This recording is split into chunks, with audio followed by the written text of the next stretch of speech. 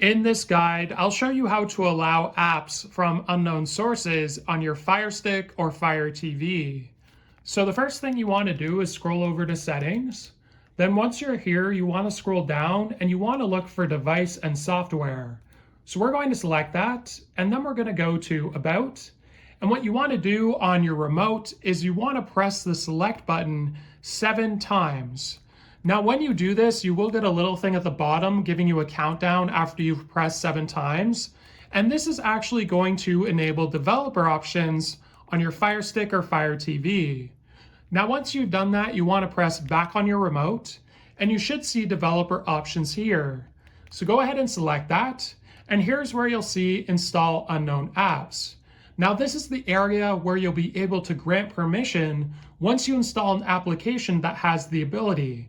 So if I press select on this now, it's going to say no applications installed on this Fire TV or Fire Stick.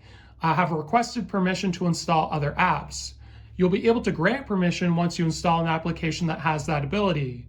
So this is where you can enable from unknown sources on your Fire TV or Fire Stick.